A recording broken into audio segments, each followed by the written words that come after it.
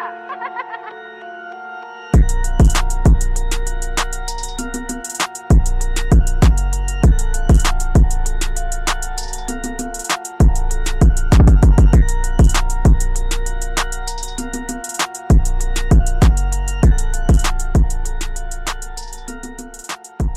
up, everybody? This is Houston Sports Social back at it again with episode HWSP 49.5. There you go. Why are we doing 49.5? Because we don't have enough time to do episode 50. Yep, and we got a big five. Yeah, we got to have a big 5. Somebody forgot the episode number. Okay, first of all, it's 49.5.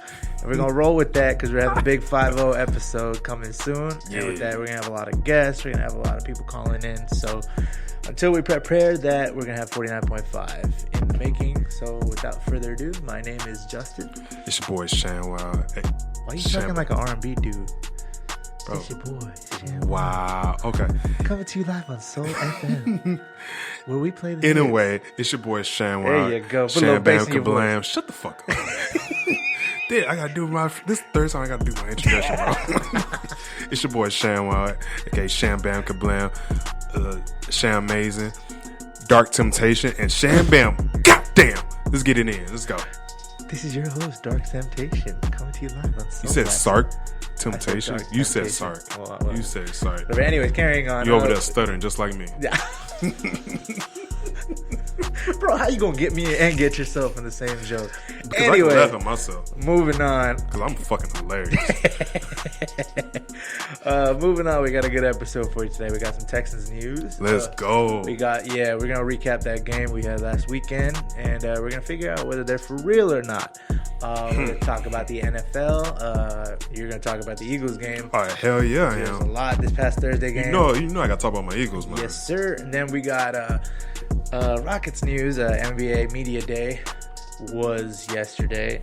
Throughout You're the going to talk league. about that. Throughout the league. Yeah, because I didn't watch that shit. Yeah, I know. We got a couple of sound bites from the Rockets Media Day, and we got some around the league too, with a lot of these big trades going down, a lot of introductory Media Day stuff with new players coming in and matching up and making power teams. So we're gonna catch up on that. Yeah.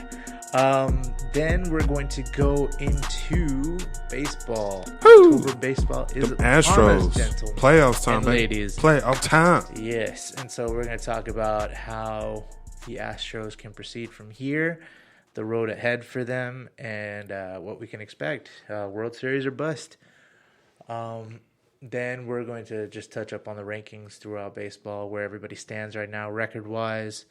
And then we're going to go into just some stuff going on around the world, in the video game world, in sports world. We're just going to talk about just random shit. Random shit, There you basically, go. for lack of better terms. Yeah, we need to talk that like around the world shit. Around the world. Around the world. 70 days. Nah, let's talk about some random shit. Yes, sir. And you know what? And we're going to say it just like that. And now for our segment, random shit. There you go. I don't know about all that, but So, without further ado, let's go into the Texans. Okay, so let's go. Let's talk about this game. Let's talk about this game. Yes, I called you. You did call me. called And you. do you remember that And phone? Do you remember that phone call? Yes. All right, tell us about that phone call. Bro, okay, so I'm over here watching, like I'm in the Heights watching the game, and then I'm seeing like the Texans not playing like the Texans. I'm seeing them playing like, oh, they're going to the playoffs type of thing. Legit. You know, and I think any fan, any real Texans fans know you don't know what team you're getting every Sunday. It's always a mystery. Yeah, It's it's like a potluck. legit a It's like flip of a potluck. coin. Yep. But what I was saying, I was kind of scared, you know, and because I was too, the whole game. you guys know my viewpoint is from what happened in the offseason.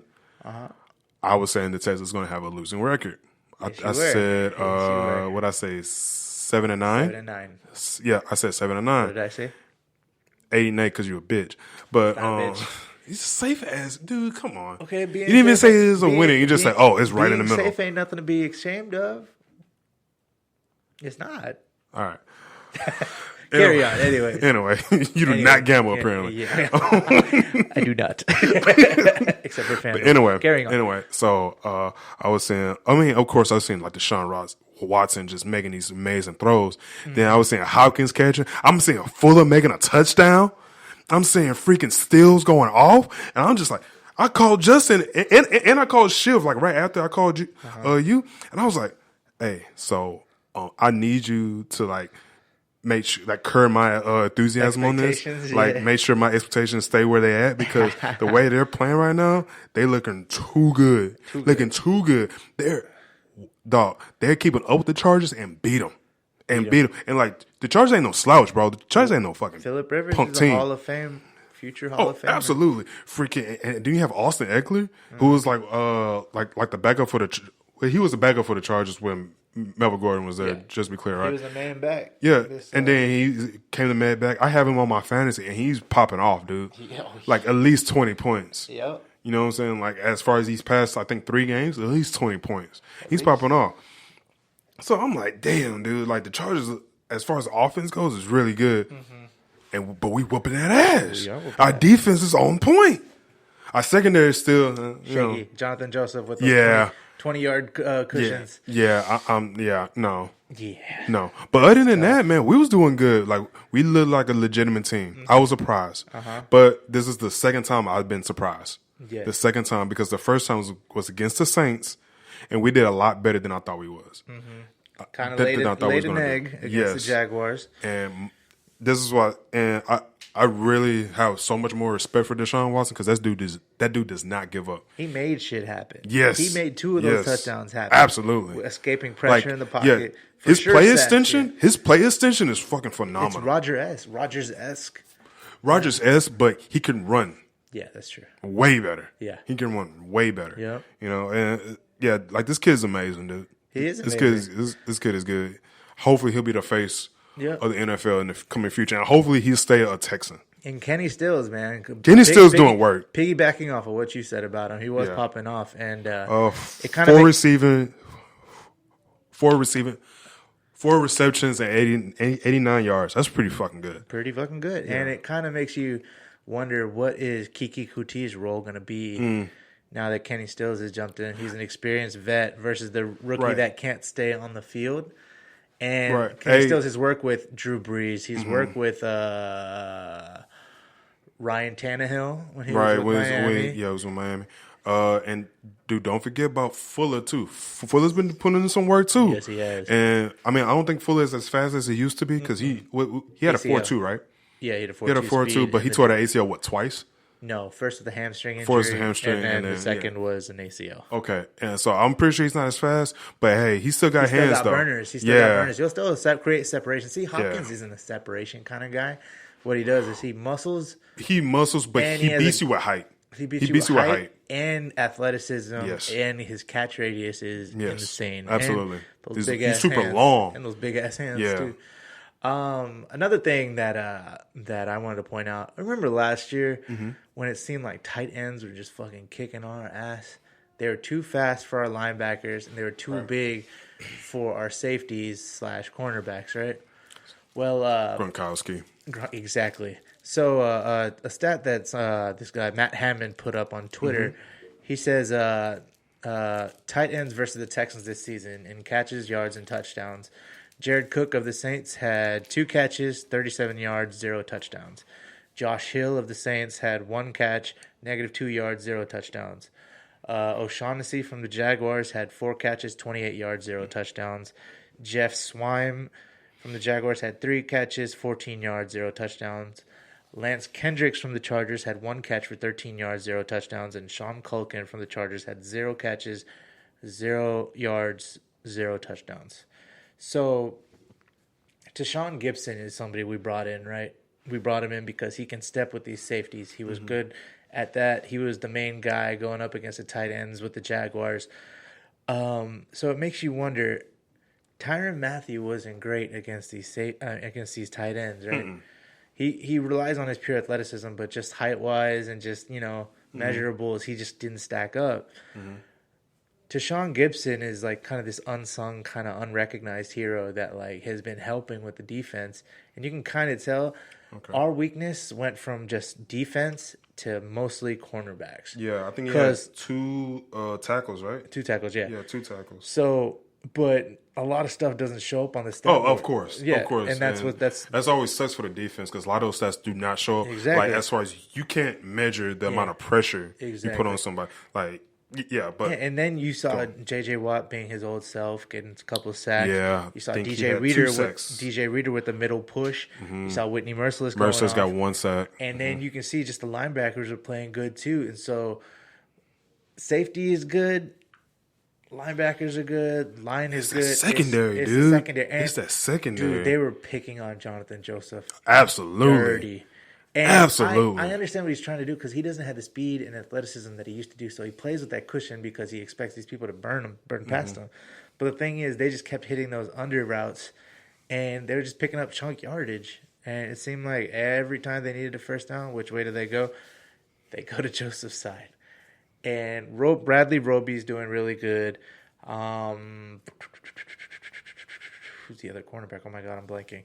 But it seemed like all the other corners were doing really good, except for Jonathan Joseph. And it sucks because he has that veteran presence, and he was making like a couple of plays, not too many plays, but it seemed like he was getting more plays done on him than producing plays. So we'll see how that carries on going up against Carolina with Kyle Allen, who threw 5 touchdowns last game in place of Cam Newton, who actually, I have some stuff to talk about Cam Newton. He's out again. And so going into next week, I wanted to ask. So you got these notifications. Yeah, I get these notifications. I just muted it. Sorry. Would you rather have a 75% Cam Newton or a 100% not rookie quarterback, but a 100% Kyle Allen, who's unproven, who doesn't have a lot of experience? See, that's the thing. Like that's the key word, unproven. Yeah. You don't know. I mean, yeah, you can see what he did in college. Honestly, dude, a lot of times, like, that matters to, like, up to a point. You know what I mean? Like, this is the NFL. Everybody's great in the NFL. Yeah. You know, everybody's great Everybody in the NFL. is, yeah. So it's just like, I'll go with 75%. Yeah. I'll go with the Cam 75% Newton? Cam Newton. Well, because 75% Cam Newton can surprise you. Yeah, true, Legit. true. But, I mean, if you've seen him this season when he's playing, it just looks like a shell of himself, man. I actually feel kind of bad. Well, see, I don't know what happened to him. So man. he has a Linzfrack injury, which is like a tiny bone. Is that from the wreck? No. That's not from the he got a tackle, and it's just a tilt. That's actually what happened to Matt Schaub. He, when we were on that roll, that 12-4 run, he actually messed up his Linzfrack, whatever the fuck bone in his foot. And that hinders running, it hinders planting, anything. Yeah. So you're kind of on the shelf for a while. You can try to muscle through it, but it's very. I kind of wish people knew that before, but Yeah. nobody give a shit about that. I know, They're just right? like, fuck Matt Shaw. Yeah, I know, right? So, we'll see. We'll see how this goes. It's looking pretty good because their offensive line is kind of struggling too. Right. Carolina Panthers offensive line, but I mean, Are we still in the Texans? Or are we? we're still on the Texans. Okay.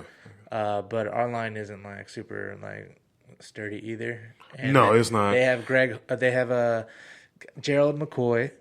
They have Eric Reed. They have a good line. They have good push. We'll see how we stack up. Yeah, and then I mean, I'm pretty sure we have a great chance against the Panthers. Again, it's a flip of a coin. Don't know what kind of Texans. That's a tall motherfucker. We don't know what kind of Texans that we're gonna get every Sunday. So. Yeah, that's true. But I was gonna just make a note on the rushing as far as the Chargers go, and you can help me with the last 2 games before that. We're not rushing a lot. We're not rushing a lot. Like our line is like I understand. Our line is lackluster. Yeah. So we can't gain any yards. Like Yeah, you go they by kind of last game. their run Just gonna defense. interrupt me. Okay, Sorry, Carrie. I Okay, thought you were but ready for my you can go by explanation. like the last game. I mean, Carlos Hyde only had like 19 yards. Yeah. Watson had 18.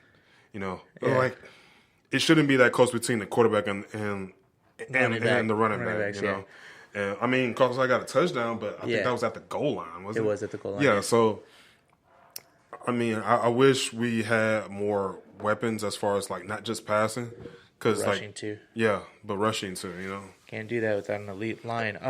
But in the first 2 games, we were actually rushing really good. Yeah. Now the Chargers, But was it straight up the middle or was it off to the side? a little bit of both. Was it? They were actually Okay. just efficient altogether Against all around. the who? Jaguars Against or the the Saints? Jaguars and the Saints. Really? Against the Saints? Yeah. Because I watched a little bit of the game. I didn't. Okay. They were running okay, pretty that's good. fine. It didn't look like it, but It didn't look like piling it. up those yards. They were up in the yeah. But the Chargers have a really good run defense. The only people that were injured on their defense was secondary people. They still had they had Joey Bosa. They had Ingram, I believe it was. They had fuck, I'm forgetting names. But their run support is really their run defense is really good. So that's understandable why we weren't performing as 19 yards. You're right. That's not much at all. Right. But that's why we beat them in the air. That's why Deshaun Watson, he's like, all right, if the rush isn't going to work, I got to pass. No, but see, but that's the thing. I thought Chargers secondary was pretty. Yeah, pretty good. They You know what I mean? They held their own. Well, yeah. But we still, it's like, God damn. We still found a way. Yeah. But yeah, speaking of DBs, going back to the Texans, they worked out 4 DBs, including Marcus Gilchrist, Jonathan Owens, and Jordan Richards, and they worked out another offensive lineman, Ulrich John, per league source. So that's just what's going on in tryout world. I guess they saw what they did to Jonathan Joseph and kind of lit a fire under their ass and made them That's look cool. outside. I mean, we need it. Yeah. We need it. So Yeah. This is also kind of cool. I saw this September 25th at 2:43. Kurt Warner tweeted, I love watching talented guys simply throw the ball. My appreciation this week for the best deep ball throwers in the range in the NFL is Russell Wilson, Deshaun Watson, Patrick Mahomes. There's an art to it, not just throwing it a long ways. So that's big props coming from one of the best deep ball throwers in football.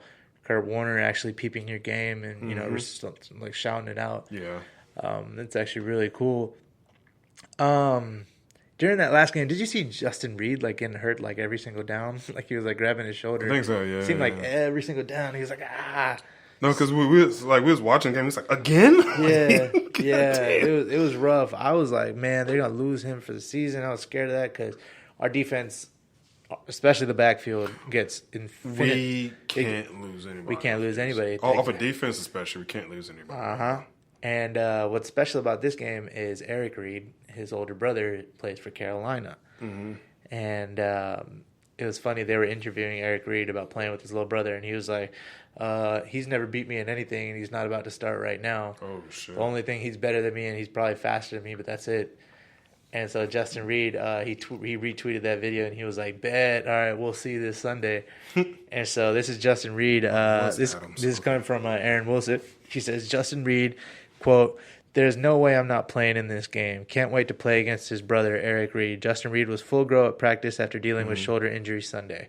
So he's like, fuck the shoulder. I got to play against my brother. Because how many chances do you get? Because exactly. That's an NFC team, too. Right. So that'll be interesting to watch, man. See if they go back and forth. Because Eric Reed is a talker, too. Mm-hmm. Which is crazy because, like, Justin Reed's not really, like, a talker like that. Like, shit talker. So we'll see if they got some pregame, ribbing back and forth. We'll see. And another guy, another unsung, he did get some notoriety, but Whitney Merciless is the first player to record 4 sacks, 3 forced fumbles, and an interception in the first 3 weeks of the season since Khalil Mack. And he's getting a fraction of Khalil Mack money. So it makes me wonder, because this is with the pinky by the size with the pinky by $1 million. So get this is a contract year for Whitney Merciless. Okay. So you think this dude's gonna want the Texans to break the bank? Because we got the cap space, but you gotta wonder. We got Will Fuller coming up. We got Deshaun Watson coming up. We got Whitney Merciless coming up. I'm just saying, cut the money right now. Put some away just for Deshaun Watson. Yeah. Just kind of like, okay, yeah. Look. And I really want them to keep Kenny Stills too. Oh, absolutely. I really do. Yeah, because I feel like he's that security blanket that Deshaun needs. Yes. He does. So I mean, a lot of people were. It takes a lot of pressure off Hopkins also. Yeah, a lot of people were kind of shitting on the Texans for not spending enough money this offseason, but they're going to need it this offseason. Yeah. They're going to need this upcoming offseason with all these people wanting to get paid.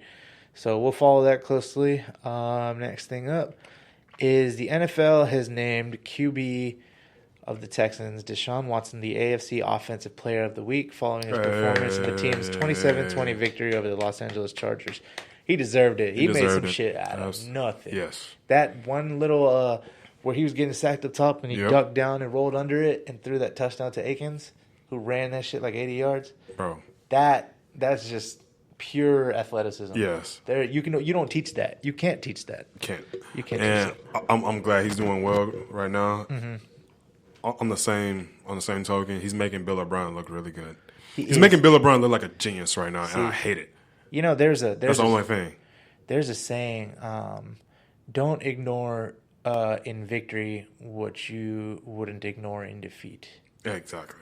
And I feel like... Because that's still in the back of my mind. Because it wasn't a perfect game. There were still some fuck-ups. We damn near could have lost that game, right? Yeah.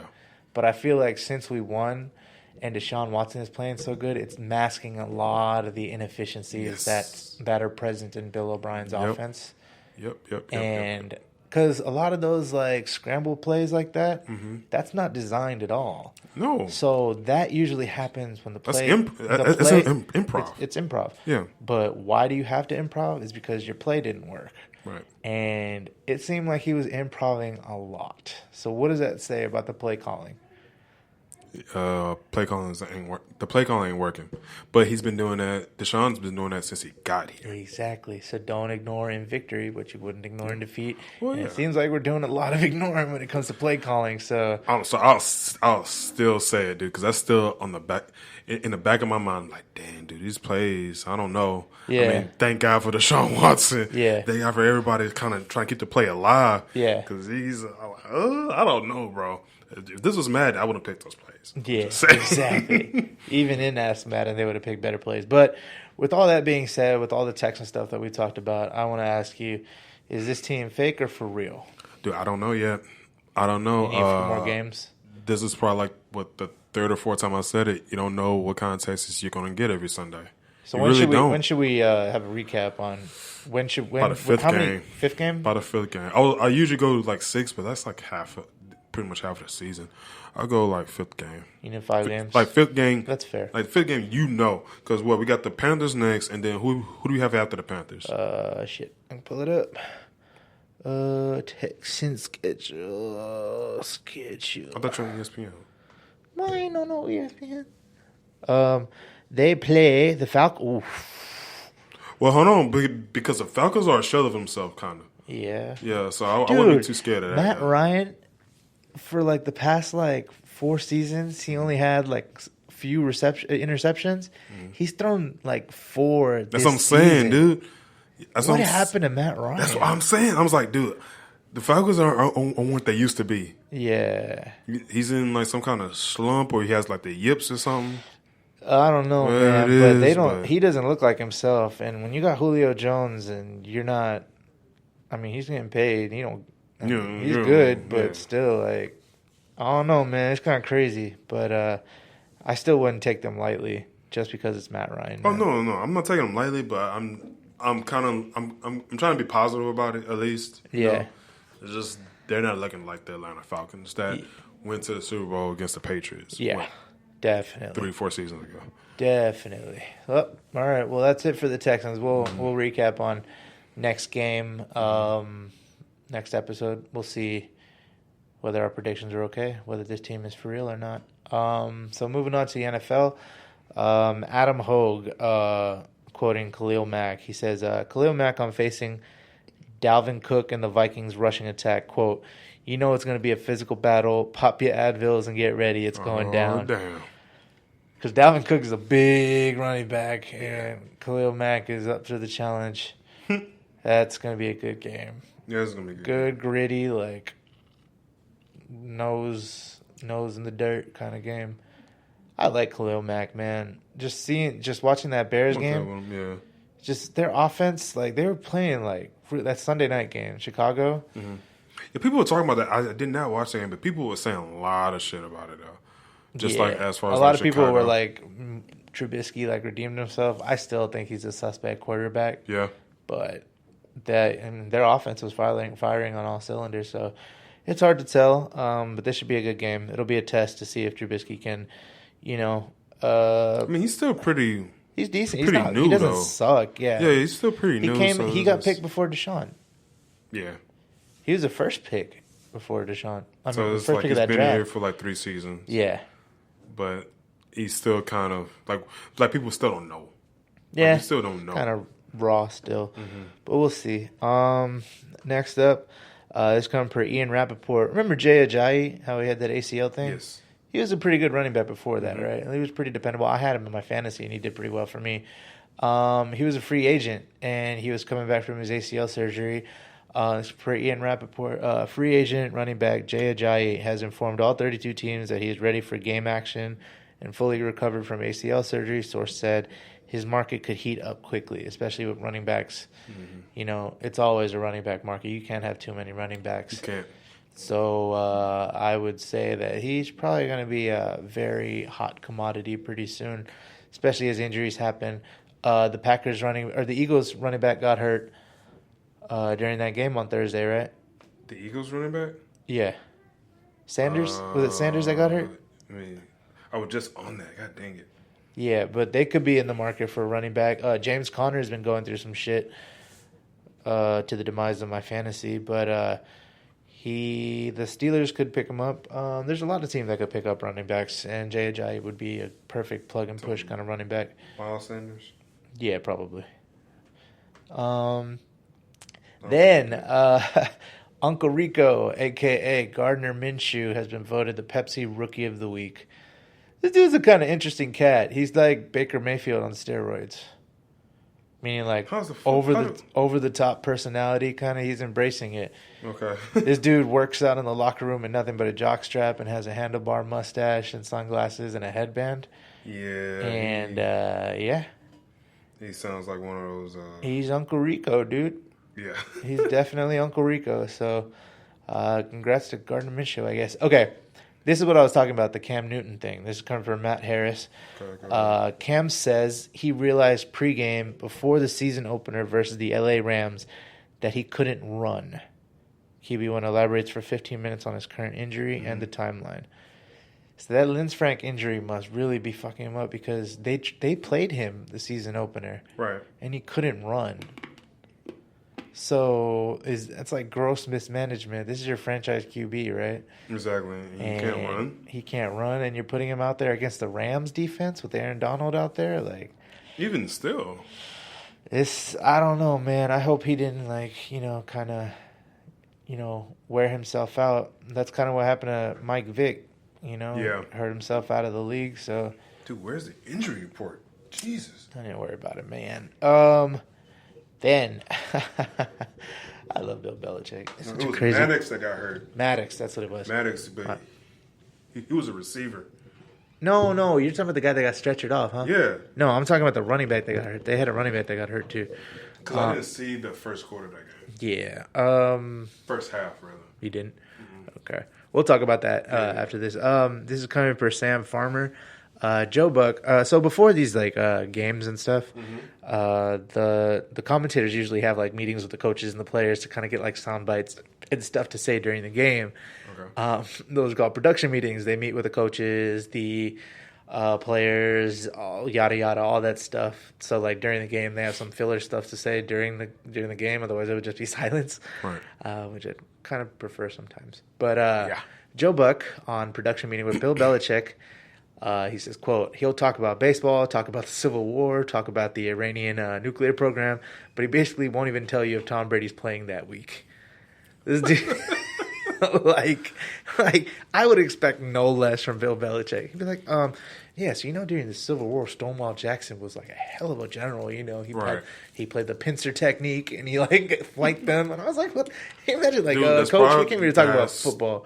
that's probably where he gets all those plays from. Hey, you got to listen to Bill, dog. You got to listen to Bill because he probably saying some off the wall shit, but there be some kernels in there, be some kernels of knowledge. You better listen. Oh man, shoot, that's probably why he gets that's probably where he gets his whole playbook probably. from. A whole Civil War, like the pincer attack. Wait a minute. I wouldn't doubt it. Pincer attack. Google it. It's a legit army strategy. Yeah, watch that in a documentary. It's actually pretty cool. The pincer attack is really kind of self-explanatory. It's like coming from two sides. Really. Yep, flank them from both sides. But that's for a different day. Yeah. No, because we could talk about that. We can talk about it. Yeah, we can talk about that. All right, so we would be remiss if we didn't talk about Antonio Brown during the NFL section. So let's have our Antonio Brown segment of the day. Oh my God. Source: Antonio This Brown. has to be our last time talking about him, dude. I'm sorry. This stuff just makes itself, dude. He really does. He's the Donald Trump of football. Yeah. This is coming from Jeremy Fowler, ESPN staff writer. He says, source: Antonio Brown looking to recoup money from the Oakland Raiders. He's trying to get that $30 million. You can't. I'm going to read it. Wide receiver Antonio Brown is working on a potential grievance to recoup lost earnings from the Oakland Raiders, according to the source. Brown lost out on... You didn't play a game. Brown lost out on $30 million in guaranteed money when the Raiders cut him September 7th, and the NFLPA is examining various scenarios to try to return money to the player. Among items under consideration, according to the source, 3 fines levied by the team, his unpaid Week 1 salary, his base salaries of $14.625 million, and $14.5 million for the 2019 and 2020, and $1 million signing bonus as part of his 3-year, $54 million deal signed in March. ESPN NFL insider Chris Mortensen reported last week that Brown would also be filing a grievance of over $10 million to the New England Patriots, who signed Brown after his Raiders release, but then cut him September 20th. For you to get your money, don't you have to meet your part? Don't you have to meet your end of the bargain? If you didn't meet your end of the bargain, you just really gave over that money. Especially when you did all this bullshit on social media and went to the Patriots. He doesn't really have a case to stand on. No, he doesn't. I mean, I guess does this dude not realize he had fans? I don't know, man. What I'm saying? He's taking some classes. He's taking his fans. His fans wasn't trying to be meanies. They wasn't trying to keep him teeny. That boy said meanies. It's a dream trying to wish on a genie. Shut up, fool. I was realizing, is he not gonna catch this? Can you stop? I know I caught it. As soon as you said meanie, you freaking. All right, so these are the classes that Antonio Brown's taking. Actually, at Central Michigan, he's taking General Management 312, English 303, Technical Writing class, Religion 334, Death and Dying. He's taking Death and Dying. That's a class. He's taking Sociology about racism and inequality. So yeah, he's got 4 classes. What is that? 12 hours? Yeah, about 12. Yeah, it's 12 or 13. Full course load, man. Full course load. It's a small course load, though. It's not like if it's 4 classes. No, 12 hours is full time, right? Yeah, it's full time, but you could still work. Yeah, but it's technically it's still considered full time. I'm speaking as a regular dude. I'm like the regular dude, and they're all online classes too. All right, I remember hearing that. I was just like, dude, this guy, bro. Yeah, this guy. But that's been our Antonio Brown segment of the day. Thank you for tuning in. Yeah, I know. Okay, so next thing we got to talk about. What I want to talk about is this Eagles and Packers game. Yes, that game was amazing. I didn't really see. It was a high scoring game. It was yes, okay, and I want to talk about that. I didn't see a lot of the first half. I really came on that second because I just because it was a work thing. Yeah. But I just came in for sure on that on the second half. Man, dude, it has to be noted how amazing Carson Wentz and Aaron Rodgers is. Yeah. Aaron Rodgers and that Devontae Adams link. That link, them teaming up was killing the Eagles defense. Murder. I think before the second half, Devontae Adams had 150 yards or around there, 158, I think. He keeps feeding them, man. Dog. murdering the Eagles. And then he had like 180 yards before he got hurt. Mm-hmm. Like, bro, murdering them. And then you have Carson Wentz passing. Well, because actually Jeffrey didn't come alive till like the fourth quarter anyway. Mm-hmm. He was getting handled hits. Yeah, he was getting handled at first, but then Packers defense is pretty good. Yeah, dude. Packers like no BS. Yeah. But then Carson Wentz also hitting Zach Ertz, which is like honestly like Zach Ertz is like a underrated safety blanket. Yeah, but he's an underrated tight end. I was gonna say I feel like he's one of the league receivers receptions. Yes, absolutely. And the rest, the other 5 or other 4, they're all receivers. Yeah. He's the only tight end in the reception leaders. In the NFL. NFL. Well, because like how many good tight ends are there? That's true. Exactly. You know what I mean? That's true. So I mean, you still got Travis Kelce. Yeah.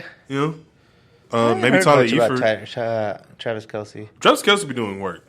Yeah, but recently? Yes, he's been doing work. He's just like tight end such. I need to look up his You don't stats. really talk about that unless it's like Gronkowski. That's true. But anyway, Jordan Howard, rookie back, murdering them boys, dog. Yeah, man, running all 3 over. 3 touchdowns, I think 89 rushing yards, and I think 20 something receiving yards, something like that. Dog, he was doing work. He was doing work, dog. Carving them up. And then but you had the other back too, Miles Sanders. He had like 70 yards too. Yeah. Like everybody on the offense was doing their fucking job. Yeah. On the defense side, it's hard to say it as a defense because you had Aaron Rodgers, bro. You was going against Aaron Rodgers. Yeah, that's true. Aaron Rodgers was fighting these tiny little pockets, these tiny little holes in defense, and just pow, just Aaron freaking Rodgers murdering what them. Aaron Rodgers does, man. Like putting through these tiny freaking holes, smaller than a freaking donut. Yeah. And just freaking killing them. I was like, dog, are you serious? Yeah. And so I can't really knock the Eagles defense. Yeah, because It's hard. But I can't knock the Packers defense too because Carson Wentz was getting after him too. And as far as rushing, like where were the Packers at as far as rushing? They could not handle Jordan Howard or Miles Sanders. Yeah, and they were ranked one of the best defenses in the league too, and they're still getting carved up. But right now, this is early. This is still early. Like that's why I always say it's like wait till like it gets closer to the half of the season, then you know for sure. Then you know where you stand. Yes, yeah. then you know for sure. I believe by the 5th game, you should know where most of these teams stand. Yeah. But that was an exciting game. It ended because oh my gosh, that fourth quarter was freaking crazy. I don't know. I'm sorry. They had like a goal line stand, not a goal line stand, but they had a game-saving interception. No, but see, there was a play. I don't know why I'm blanking on his name because the Eagles are like. I always watch the Eagles. The head coach for the Eagles. Doug Peterson? Yeah, Doug Peterson. There was a call. There was a call that he could have challenged because he challenged before and lost that one. Mm-hmm. I think in the 3rd quarter. And in the 4th quarter, there was a point where he could challenge because Aaron Rodgers passed it to, I forgot the receiver's name, passed it to it, and the ball obviously hit the ground and bounced up. Really? Yes, and he couldn't challenge it? He didn't challenge it. I'm like, dog, challenge that. Yeah, challenge that. He couldn't, though? He didn't challenge it. Gave the Packers a first down, and I got scared as hell, dude, because I was like, the Packers give it away. Yeah, the Packers like they could have scored and then just brought it to overtime. Yeah, legit. But the way it ended, they got to the goal line and Aaron Rodgers threw a pick. He didn't do it. Was he threw an interception. It bounced off. It kind of bounced off the receiver's hand and the defender's hand at the same time and bounced into another quarterbacks. It was one of those bing bing. I think he bounced into the safety. I can't remember. Yeah. It bounced into the Eagles' hands. That sucks. It was like seconds on the clock at that point. Yeah. No, it was like a minute on the clock. It didn't even matter because we had the ball, so spike it. Boom, this game. So has done. that game renewed your faith in Carson Wentz? My faith never faltered in Carson Wentz. Not even a little bit? Not really. Never? I mean, the only thing with Carson Wentz was just he was getting hurt. Yeah. Quite a bit. So you think he can stay upright? As long as he stays upright, he's good, dude. But no, my faith never faltered. How did their O-line do? Wentz. Eagles O-line? O-line's pretty good. Pretty good. I mean, dude, like, if you're rushing is pretty good, usually your O-line's been doing their job. Yeah. You know what I mean? Yeah. So, but that was an exciting game, dude. Yeah. And now, like, they're second in their division behind the Cowboys, which I need to say something on that. I need to say something on that because these Cowboy fans, bro, I don't necessarily really hate the Cowboys. I need to talk about the Cowboys after you. I just hate the owner, Jerry. I don't like Jerry. Mm-hmm. And I don't like the fucking fans. Bro, these fans are arrogant.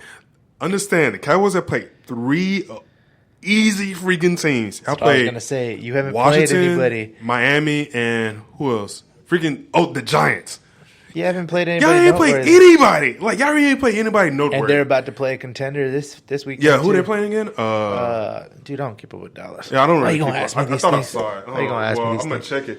No, but I remember that. Like I was checking it. They're playing a pretty good team. They're playing the. Hold on, I got it right here. Playing the Saints. Y'all playing the Saints. You got Teddy Bridgewater. And Teddy Bridgewater doing work.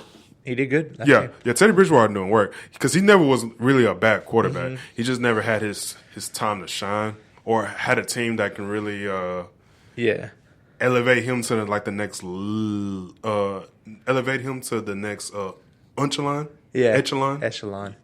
Okay, that's what I said. Anyway, but now he's on the Saints. He knows that system, scenes pretty well. Yeah, and yeah, he's doing work. And the Saints, regardless their quarterback situation, they ain't no slouch. Dog, they about to fuck this dude. They about to fuck Dak Prescott up. Yeah, straight up. Cam Jordan and the rest of the squad. It'll be a good week. It'll be a good weekend. Moving on to the Patriots and the Bills game. Let's do it. Do you remember last season when they were playing the Patriots and a Bills fan threw a dildo onto the field? I do not remember that. Towards Tom Brady. So this is coming from the Athletic Buffalo. While the Bills prepare to beat the Patriots for only the fifth time since 2001, they also hope to end another streak Sunday at New Era Field. Was the original dildo toss worth being banned from the NFL for life? Quote, 100%. Yeah. Jeff Howe tweets this. He says, quote, "It's Patriots week," said Bills Chief Administrative Officer David Wheat, quote, "and that we have to contemplate if some fan is going to throw a dildo on the field is ridiculous. Out of all the material in here, this quote cracked me up the most." Man, the Bills fans are crazy. They be crashing into tables and stuff. Nah, but yeah, whoever did that definitely deserved to be banned for life. Because you pretty much have to you have to plan that. Yeah, there's not like a dildo just hanging around in the stands. You're just like, fuck Tom Brady. Oh, there's a dildo. I'm gonna throw it. No, you that was preconceived. Yeah, you bought it. You went to a store. Went to a dildo store. Bought a dildo, got the receipt for the dildo, brought it to the stadium. I don't know how nobody caught it. Well, obviously because it's plastic, or some form of plastic. We would hope. I don't know where you kept it. Maybe in your wife's purse or your female's purse. You just slid it next to yours. I'm pretty sure. Whoever was at the gate saw the dildo. They didn't think nothing of it. They was like, oh, maybe after the game they're gonna have a good time, or whatever, right? And yeah, you brought the dildo in. You snuck the dildo in, and yeah, you were just waiting for a chance when Tom Brady gets close enough, and he's gonna throw a dildo at Tom Brady. Yeah, that's probably how it went down. Pretty sure on national television. Pretty sure that's how it went down. Because every Patriots game on TV. So Bills, Patriots. Watch that. Watch that. Be on the lookout. Did not think we have to say. Yeah. Didn't think you have to make a rule for that. This is official. No dildos on the. That was an official field. statement from the Bills. They said refrain from throwing dildos on the field. At that point, you kind of know where society is at right now. You kind of know where society is at. A little bit. No doubt. Yeah. So moving on from that. That was weird. Yeah, that was a weird note to end on. That was weird. Okay. This is coming from Daniel Popper. What happens when 40 media members show up to talk to one player and that player spends the entire 45-minute open locker room period hiding in the showers? A truly comical scene. Melvin Gordon hid from interviews in the shower for 40 minutes. He didn't want to talk to the media. It says... he was in the showers? He was in the showers hiding because the media only has 45 minutes to talk to the players. Oh, and then they have to get out of the locker room. Oh, okay. So Melvin Gordon, in order to hide from the interviewers, he stayed in the shower for 45 minutes. See, I thought if you was in a holdout, you didn't have to come to the team games. Here's the official little transcript or whatever. This is from The Athletic. He says, it was 12:55. Brandon Mebane walked into the locker room through the door, and that leads to the parking lot. It's like a damn playoff game in here, quote, he said. 2 minutes later, Gordon briefly appeared. He was in the shower area and poked his head around the corner wearing only a towel. Melvin, answer these questions, screamed Denzel Perryman, who had just finished his bout with the camera army. They're asking about you. Gordon didn't care. He pulled his head back and sunk back into the showers where he was safe. You can't hide, Perryman said. One way or the other, safety Jalen Watkins said. It was 106. Joey Bosa sauntered in wearing blue Birkenstocks, unfazed by the massive media presence. Where's Melvin? Bosa said, knowing full well exactly where he was. This dude was hiding because he didn't want to talk about his holdout. He hid in the shower for 45 minutes. Just chilling in the shower. Hey, bro. Bro, like... My thing is, like, I didn't know you could still come if you was holding out. Yeah, you can. I didn't know that. But, I mean... Yeah, that's you weird... forfeit a little bit of money, but... But, like, my thing is, like, well, why were you even in the locker room in the first place? Oh, because they came to terms. They came to terms at that time. Yeah, remember they agreed to cut half of his fines, and then they'll work on a deal later. Holdout is basically leveraging for a deal. Right. I thought the holdout was he ended the holdout on that Thursday. That's what I thought. Yeah, Thursday. Oh, god dang it! It's Saturday. I done did it again. Oops, Chargers and Rams. I keep confusing them. Stop it. I play with you. Okay, Stop. carry on. Anyway, I always confuse the Rams and the Chargers, bro. They're both LA. They're both LA, yeah. Which is weird because the announcers, when we were playing them, they kept saying San Antonio. It was pretty funny. Next up, we got Dan Steinberg coming from DC Sports Blog. He says, 2 people with knowledge of the situation say Jay Gruden will be fired if the Redskins lose Sunday versus, who are they playing? They're playing the Giants. So if the Redskins lose against the Giants, that's it for Jay Gruden. If you lose with the Giants, you deserve to get fired. Yep. Especially with the way they're playing right now, where they barely eked out a win. They had to come back from behind with Daniel Jones. And then his brother might get fired from Michigan, right? Yeah. Yeah. We'll see. Yep. We'll see. Because Michigan hasn't been doing what they used to be doing. You're talking about... Isn't that his brother? No. That's the coach of the Ravens, brother. Oh, okay. What's his name? What's the last name again? Harbaugh. John and Jim. John Harbaugh. Jim Harbaugh. Yeah, Jim Harbaugh is Michigan. Yeah. You're talking about John Gruden is the coach of the Raiders, and Jay Gruden is his brother, who's the coach of the Redskins. God, it's hard to keep up. I know it's a lot of brothers. So that's it for NFL. We look forward to this weekend. There's a lot of fucking 1 p.m. games, dude. A lot. And so Texas is one of them, bro. Yeah. Texas is one of them. So, it's what? Texans, Panthers, Titans, Falcons, Patriots, Bills. Get that NFL Red Zone stream, boy. Chiefs, Lions. Damn, Raiders, Colts. It's a lot. Chargers, Dolphins. Redskins, Giants. It's a lot. Browns and Ravens, which that's going to be a heavily watched game. Dude, Ravens are going to whoop that ass. Ravens are going to whoop that ass. But carry on. Yeah. Damn. Okay, yeah. No, like the Browns and Ravens game, that was it. Yeah. Mm-hmm. It's a lot. It's a lot. Dude. So, yeah. All of them on CBS. What? Oh, yeah, regional. It's all regional. Except Texans and Panthers. That's going to be on Fox. Nice. So, yeah, that's it for NFL news. Let's move on to the Rockets. They had their media day. Let me just say something. What did Westbrook wear? No. What did Harden wear? I realize when I have, made a mistake and, may have been swift to prejudge a player just because of my prior feelings about that player.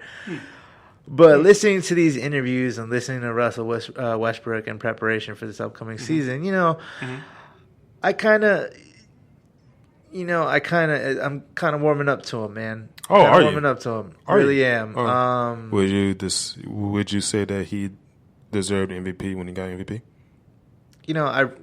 On that note, I really wish there was co-MVPs because it's hard, man. They both had a really good case against it. But I can see. So, would you take back that Westbrook was?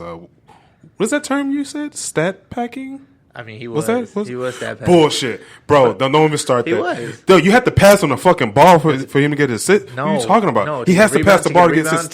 Stop it right now. Carry you on. stop that right now. now. Whatever. We're not touching that. Oh, but anyways, point of the matter is, you and Sean, bro. Point of the matter is, I've softened up to him. I can see why people like him.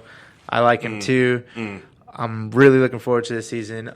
Here's some audio from Russell Westbrook talking about what the media is saying about him and Harden not being able to play together. God, you such full of shit, bro. I swear. Organization, medical staff, everybody, to being hungry to be able to go out and win a championship. I think it's a little bit unfair when the media goes right away saying, how will they coexist? Not how will they enhance each other and their performance, and how will they... It's very, very interesting to me. I think that there are other duos around the league that got together. Yeah. Kawhi and Paul, LeBron and Anthony, Kevin and Kyrie. As soon as me and James got together, it was quickly. Yeah, the narrative was quick. Negative. And to me, I think it's very, very interesting. But I do think I'm always looking at it as a blessing.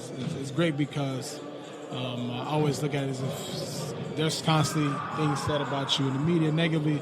I feel like it's a positive. I don't know how I use it as fuel. Yeah, it's just a positive because I think it's so great because myself or James must be doing something very, very great or unheard of to make you think that we cannot play together. It's a great way to look at it. Yeah, and I think it's amazing because we're so comfortable with each other and how we play the game and what I'm able to bring to the game, what he's able to bring to the game, and it's something that we don't even worry about.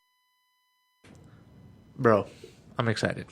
Look, man, I'm talking all this goddamn talking. I want to see him play. I do. I want to see him play, dude. Like, come on, dude. Like the season can't get here fast enough. Like, well, all these teams, not just in the West but also in the East, I want to see these games how they play out. Especially I really with do. all these new teams with new faces and everything, man. Yeah, dude, because the championship's up in the air now. It really is. Like, anybody can get it. It really is. Here's some other stuff pertaining to the Rockets. At Salman Ali NBA, he tweets, Austin Rivers, quote, I told James and Russ, whenever I'm on the floor, they're not going to be guarding the best player because they already have too much of a load. Right. So Austin Rivers is stepping up, take over the primary ball handler for the other teams because it is a heavy load. When they're carrying the offense like that, Chris Paul couldn't do it because he was just too old, but these guys are young in their prime, and they're ball dominant guards. Yeah, because Chris Paul wasn't as fast as he used to be. No. Wasn't as fast. Yeah, now, athletic. Westbrook, bro, you know how hard it is to keep up with him? Yeah. Like, just running straight down the court. He's a big dude, and he can finish strong. Yeah, he's stronger than what he was. Yep. And then Harden is like, he's going to get that foul. Yeah. He's going to get that foul, and he's going to shoot again. This is actually pretty funny. The first comment is, smart angle to get more playing time in a crowded guard rotation. Say what? That's a smart angle to get more playing time in a crowded guard rotation. Be like, yeah, I'll guard the star on the other team. Oh, okay, all right. You want playing time? Yeah, I do. So, yeah. I mean, it's a good way to prove yourself. I never thought I'd like Austin Rivers, but I'm softening up to him too. Now, during the press conferences, when they were talking to each of the individual players, they were talking to Russell Westbrook, and they asked him point blank, what are your thoughts on teaming up with James Harden? He said, quote, it's going to be scary. That's all I can tell you. It's going to be scary. Not for us. I saw that same article. Bro, I saw that same article. I'm excited. Of course you are. Now, this is something that I really, highlighted. This is something I really was, I raised my eyebrows when I read this. This comes from Jonathan Fagan. He says, Tyson Chandler said after a lockout pickup game in 2011, Kobe Bryant pointed to James Harden and said, quote, he's going to be the next one after me.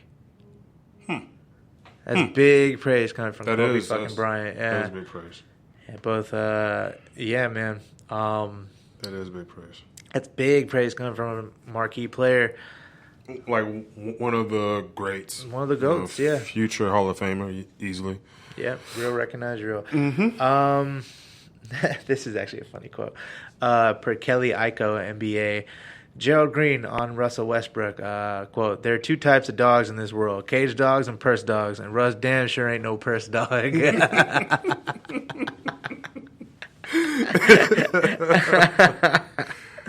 Bro, I remember the first time I saw a purse dog, it was in the Galleria, one of the premier malls in Houston. Of course you're going to see it in the Galleria. Yeah, and it was that whole area. Was actually Mia Gradney. She was a news anchor on CW 39 back when they had regular news, not this news fix weird shit. But she was in there looking all posh, and she had a little person there, and you saw a little dog's head pop out, and I was like, bro, at this point, the dog is walking you. Yeah, you much. are like, what the fuck? Like that whole side of Westheimer. Right there. And a lot of Post Oak Boulevard. Now, Post Oak Road, Post Oak Boulevard. There's a difference. There is a difference. Post Oak Road that's hood. Yeah. Post Oak Boulevard that's is the posh. Osh, bosh, be gosh. You know what I mean? Like, Posh. hi, how you doing? You know, talking like this. Yeah, man. Always with an upper inflection. There's a lot of purse doggery going on Post Oak Boulevard. So yeah, it is. Yeah. Then more stuff. Sorry, there's a lot of media day stuff. They talked Take your dogs out the purse. Let them walk. This is coming for Tim McMahon from ESPN. He says, Eric Gordon says he's been told that the initial plans are for him to be in the Rockets starting lineup, but he's willing to come off the bench. Quote, I'm here to win, he said. I'm looking forward to guarding the best perimeter player, Gordon said when asked about his fit in the starting lineup. He is known for his shooting and scoring, but Gordon is an underrated defender. Ask Donovan Mitchell. Pew, pew, pew, pew. Pew, pew, pew. My thing is like, why would he not be in the starting lineup? Yeah, that's what I think too, right? It's like the fuck. Who else are you gonna put in the starting lineup? Exactly. You already got 3 already, right? You know what I'm saying? You got Capella, you got Westbrook, you got Harden. You have to put Gordon, and then I don't know that 5th person you can kind of interchange. Exactly. So I mean, it's open to interpretation. That's what this season. We'll see. That's true. We'll see what lineup they roll out in week 1, right? Or game 1. They don't go by weeks. Sorry. So on to the NBA. This is what LeBron said during his media day. I'm gonna play that audio for you. Oh, and I heard AD got lined up too. Yeah, he did. People here are really excited. What do you think LA is going to be like between the Lakers and Clippers? And you guys were one of the teams that were in on Kawhi. What was your reaction? What was your reaction when Kawhi and Paul George went to the Clippers? Well, I think it's it's great for everyone talking about the big winners of the summertime. Is it the Nets? Is it the Clippers? Is it the Lakers? It's actually Staples Center. Staples Center is the biggest winner of the summer. If you're a fan of the game of basketball, you get an opportunity to see the Clippers one night, and then you get an opportunity to see the Lakers. Then there's got great shows and great performers and artists and everybody who come through Staples Center all throughout the year. Staples Center is a place to be. Maybe even Sierra Canyon can go there and play a game. Just throwing that out there. They have some freshman on their team that's doing okay for himself as well. But no, seriously, I think it's just great. I mean, the city of Los Angeles should be very proud of what's going on, not only with the Lakers and the Clippers, but also with the Rams and the Dodgers and the Kings and USC and UCLA and so on and so on. If I missed you, I apologize. But it's a great time to be a sports fan in the city. Yeah, he hit it right on the nose. Right on the head, dude. Staples Center is winning this whole shit. Yes, like I didn't even think about it until he said, I'm like, huh? Yeah, he's right. He's economics. Right. He's right. I have a question for you. What's up? What do you think about the new style where people wear chains, like choker chain, like 18-inch chains, like that hug the neck and have like a little cross right here? Thing is, dude, people have been doing that for a long time, though. Yeah, it just but got like popular. it's popular now. What do you think about that style? I don't like it. I don't like it either. It's a little too tight for me. Yeah, I like the 22s that like come up to there, or the 24s. Like anything above the 24s. Yeah, it pretty much comes to your chest. Yeah, but on like the bottom to your chest, but like above your abdomen. Yeah, anything more than that just looks weird. But these 18-inch, like that hug the neck, I don't know. I don't know if I like that. A lot of athletes and hip hop stars and stuff are wearing like choker chains. Like it's kind of I don't know. It seems a little feminine. I don't know. Man. That and it's like you have to put that thing up. Well, no, you wrap. No, it you gotta wrap it. Yeah, you gotta buckle it. Yeah. I'm thinking you gotta put it over your head. I'm like, I can't. It's just I don't know, man. I don't know if I can get with that. I don't like it. Well, LeBron was wearing that kind of chain. That's why I asked. But bro, I don't know. Like I think I've told you about these player style, especially basketball player style. I don't understand it. I don't get it. I don't want to understand it. I don't want to get it. Just play ball. Yeah. That's all I can say. Because when they brought up the suit shorts, I was like, I was done. I was done. It was too much for me. Freaking rompers now. Go ahead. Let me ask you a question. What happened to Kuzma? He's there. Heard something happened to Kuzma. He rolled his ankle during the USA game. Yeah, that's what I heard. And he was dealing with that, but he should be good to go week 1. Kyrie Irving had his introductory media day press conference with the Nets. Yeah. He had a lot of interesting things to say. I'm going to let him talk about his days with Boston. They asked him about it. This is going to be a long podcast. Yeah, I know. Well, I think around that time, it felt incredible in terms of the energy that we were building, especially for the future in Boston.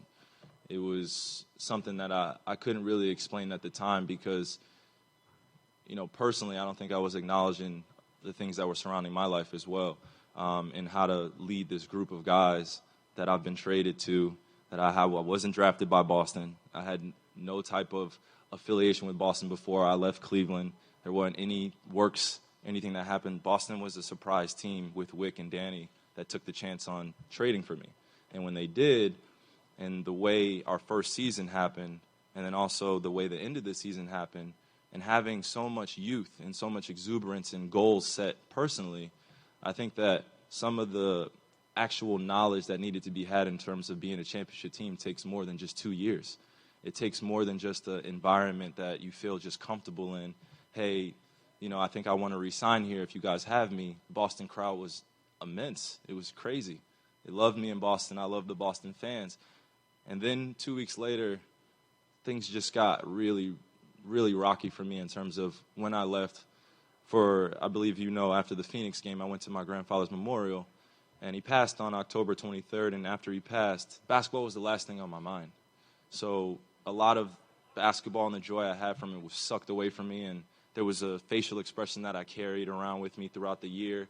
Didn't allow anyone to get close to me in that instance, and it really bothered me. And I didn't take, the necessary steps to get counseling or get therapy or anything to deal with someone that close to me dying. I've never dealt with anything like that. So for me, I responded in ways that are uncharacteristic. And like I said, I had to acknowledge that fact. And I had to acknowledge that fact to the organization first, because that was our internal bond and trust that we had. I talked to Danny. I wanted to re-sign. So throughout the year, it started becoming more and more clear that my relationships within my home life have way higher precedent than the organization or anyone. And I barely got a chance to talk to my grandfather before he passed from playing basketball. So you tell me if you would want to go to work every single day knowing that you just lost somebody close to you, doing a job every single day that everyone from the outside or anyone internally is protecting you for. Like, hey, just keep being a basketball player. So throughout that year, it just became rocky, and a lot of the battles that I thought I could battle through in the team environment, I just wasn't ready for. And I failed those guys in a sense that I didn't give them everything that I could have during that season, especially with the amount of pieces that we had. So my relationships with them personally were great, but in terms of me being a leader in that environment and bringing everyone together, I failed. So, for me, it's just a huge learning experience just to slow down and acknowledge that I'm human in all this. And then also take my steps going forward of reaching out to Danny and talking to those guys in Wick and reaching out to them and letting them know, hey, look, basketball can end tomorrow. I care about you guys as a human being. I know this is a competitive environment, but let's move past it. Yeah, so he's a bit long-winded in his response, but yeah, man. He had a good point. He would say some real shit. Like, yes, he was not a leader in Boston. No, he failed. That is true. I was really surprised that he said that.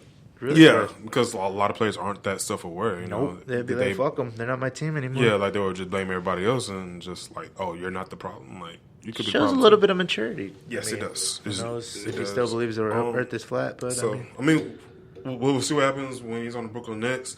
I don't know how long did they have to wait to KD's back? He's out for the season.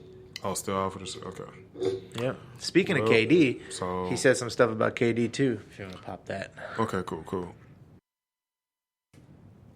You have to go inside the mind of a competitor and realize that a lot of people have responsibilities for why that ended up happening the way it happened on a national scale. We all know K was not ready to play in that environment. We all know that, whether people want to admit it or not. He was out 31 days, and we put him on a national stage on the finals to end up selling a product that came before the person, Kevin. And now I'm here to protect that.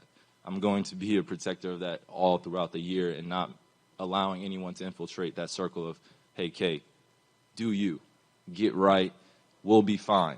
We have expectations for our team. We obviously know he's an integral part, but we'll wait for that. I'm very patient. I'll be over-patient with Kevin because I don't want anything like that to happen to anyone again, especially on that type of stage where it happened and him having to answer questions about whether or not he's coming back or not. So I'm here to dispel it, that you'll never hear me say he's coming back here or I think he's coming. I want him to be 101% healthy. That was some real shit right there. Yeah. The Warriors did do him dirty. He was out for what? A while, and they pushed him back in there. It's not proper protocol for rehab at all. Right. And you know, it was some of the players that was pushing him too. It was like, hey, man, when you gonna come back? When you gonna come back? It was like, guys, dog, like, chill. Yeah. Like, chill. But, I mean, they're playing for their playoff lives, so it kind of... I mean, that's kind of why they lost, though. Yeah. I mean, that's true, but what can you do at that point? Yeah. But then again, I know me, like, I'm hard-headed. I would still fucking play, too.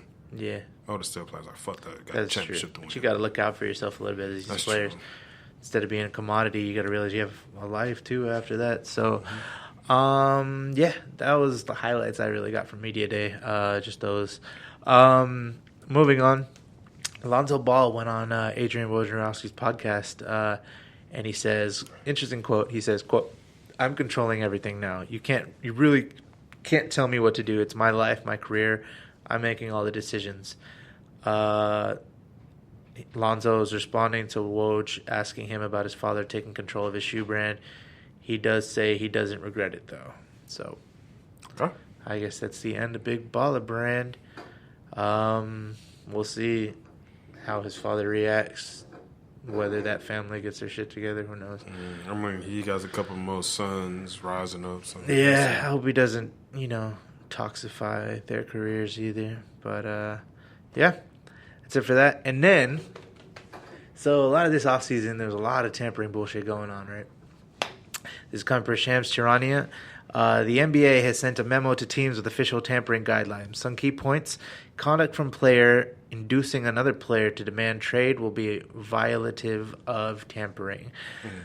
Isolated comments by team officials praising another player will no longer be regarded as a violation.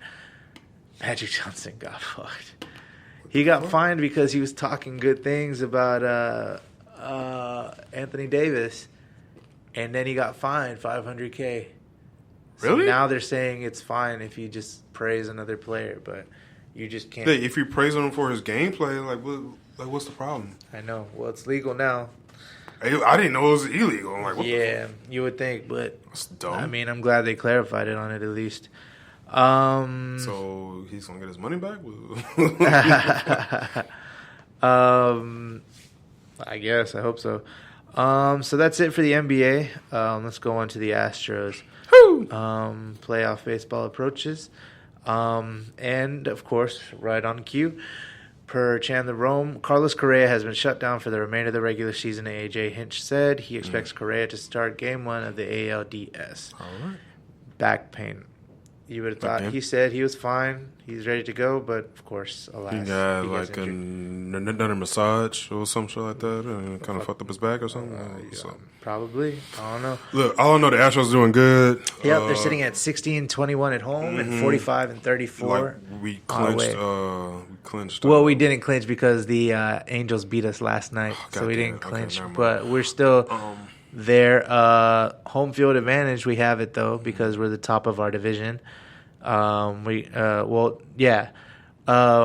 at 60-21. Yankees are at 57-24. Twins are at 46-35. Or no. What am I saying? That's just home.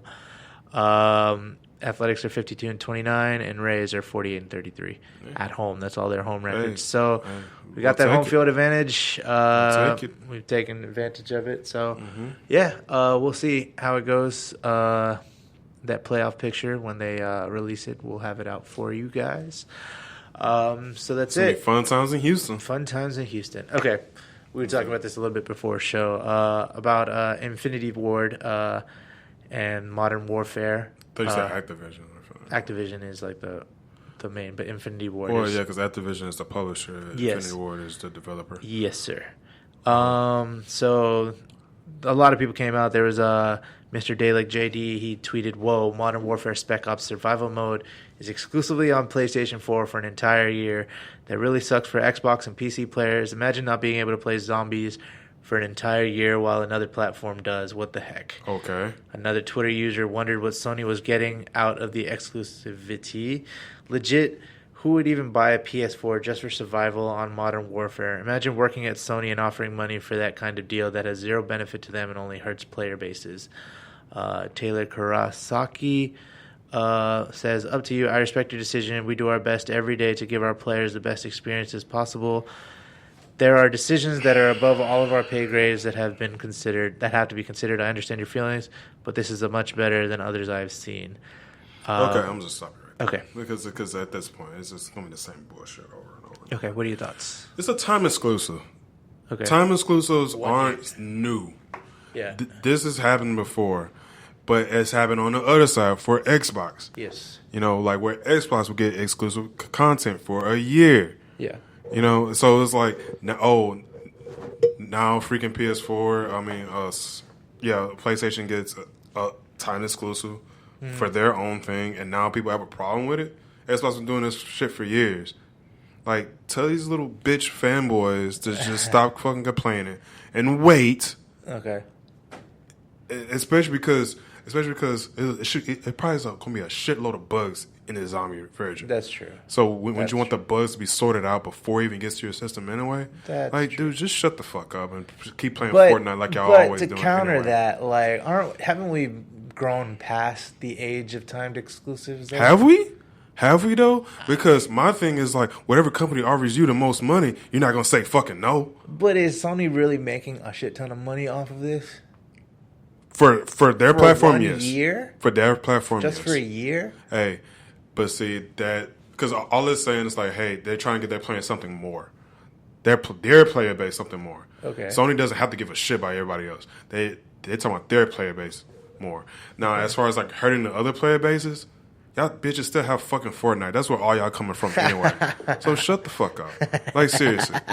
Like no, it's just like I don't understand like all this complaining. So well, it's time exclusive. Y'all bitches be getting this shit for years. Now fucking Sony has one. Now everybody has a fucking problem. Like shut up. While they figure all this shit out. And there's other games to fucking whatever. Go ahead. No, that's what I was gonna say. While they figure all this shit out, let's get Breakpoint. Ghost Recon Breakpoint. I'm down.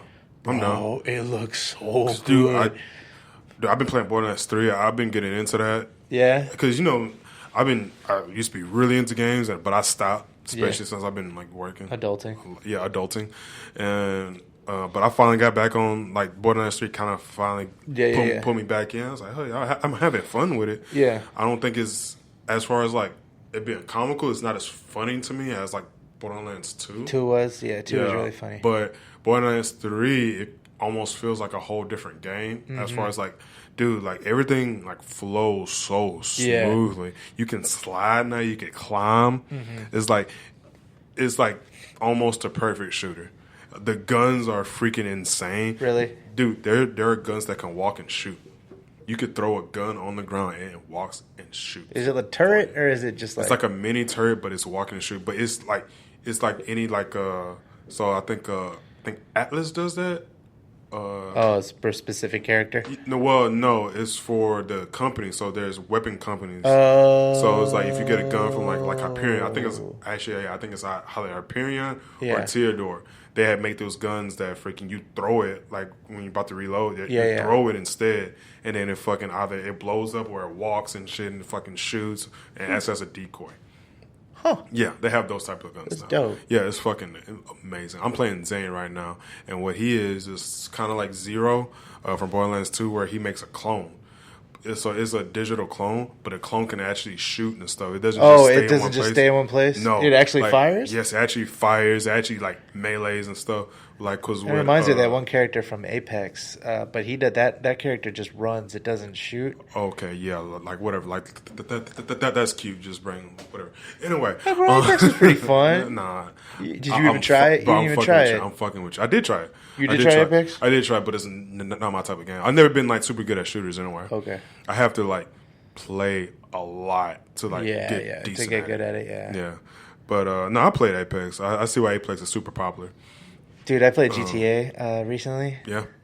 Dude, so many modders, so many hackers. Oh, you playing on PC? No, on my PS4. Oh, no shit. And I was like, what has this become? Like, dudes out it's there with fucking jetpacks insane and like now, dude. crazy cars. Like, That's I was like, fucking man, insane, dude. dude, when you go away for a couple of years and you come back to it, and it's like, A couple do. We the haven't been base on is there still for like. the base is still strong, and like Yeah. people are like steady doing crazy stuff. I was like, But what dope. the fuck? We haven't really been on there for 5 years. Yeah, For and it's good still 5 going years. strong It's going too. strong as hell.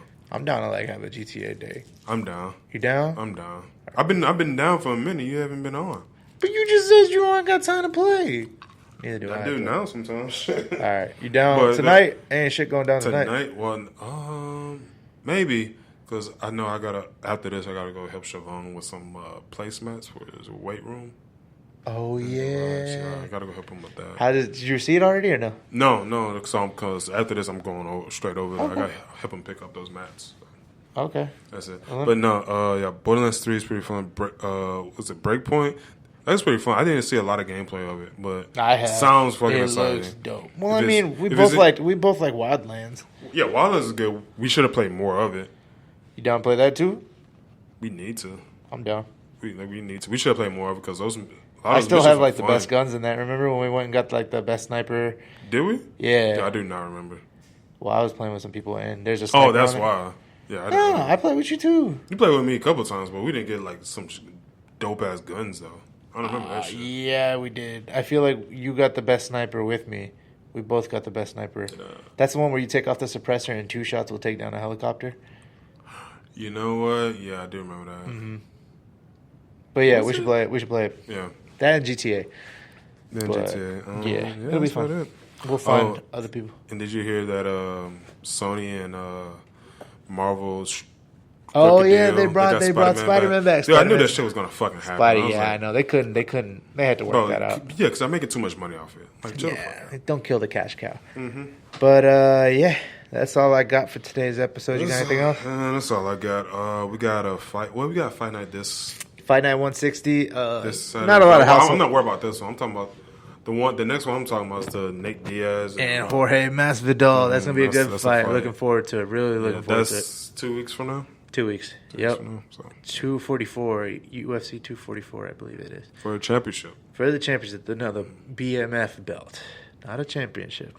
Bad motherfucking belt. Baddest motherfucker belt. Oh, baddest. Okay. Baddest motherfucker belt. Oh, So, that being said, thank you for coming and tuning in to episode 49.5.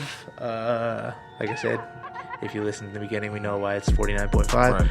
But we'll come back at you with the big 5-0. We'll have a Yeah, special with episode for you 50. Yeah, with 50, we try to get as many people on here as here possible. too. Yeah.